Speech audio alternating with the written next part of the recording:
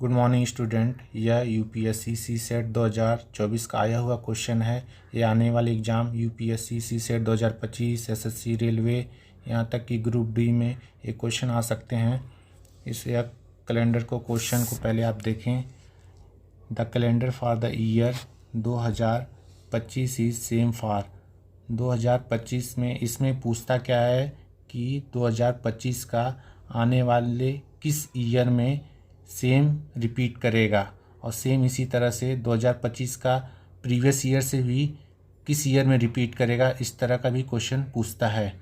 तो इस क्वेश्चन को करने के लिए आप इस 2025 के लास्ट 2 डिजिट को लें, इसको 4 से डिवाइड करें, उसके बाद आप रिमाइंडर देखें कितना बच रहा है। इसको यदि आप 4 से डिवाइड करेंगे तो यहाँ पे 4 6 जा 24, रिमाइंडर 1। अब इस टेबल की मदद लें, ये टेबल आपको सॉल्व करने में मदद करेगी। रिमाइंडर यदि कभी भी 0 आए तो 28 साल बाद वह कैलेंडर रिपीट होगा। सेम उसी तरह से रिमाइंडर 1 आए 6 साल बाद रिपीट करेगा। रिमाइंडर 2 या 3 आए तो 11 साल बाद कैलेंडर रिपीट करता है। यदि आप इस क्वेश्चन का देखें तो रिमाइंडर 1 बच रहा है। रिमाइंडर 1 मतलब कि 6 साल बाद कैलेंडर रिपीट करेगा, मतलब कि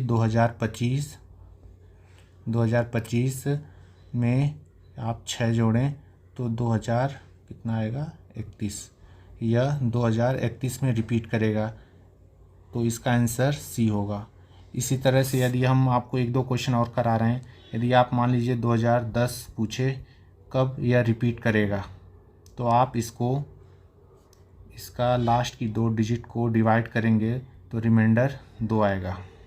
जब रिमाइंडर 2 आएगा तो हम आपको बताए हैं कि रिमाइंडर 2 आने पे 11 साल बाद कैलेंडर रिपीट करेगा। तो 2010 में 11 ईयर जोड़ेंगे तो 2021 आएगा। सेम इसी तरह से मान लीजिए आपको एक लीप ईयर ले लीजिए 2008 का रिमाइंडर यदि आप देखेंगे 4 से डिवाइड करने के बाद रिमाइंडर 0 बच रहा है। तो 28 साल बाद कैलेंडर रिपीट करेगा।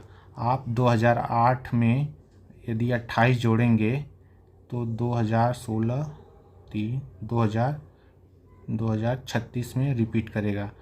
तो इस तरह से इस टॉपिक पे क्वेश्चन बनते हैं। Thank you.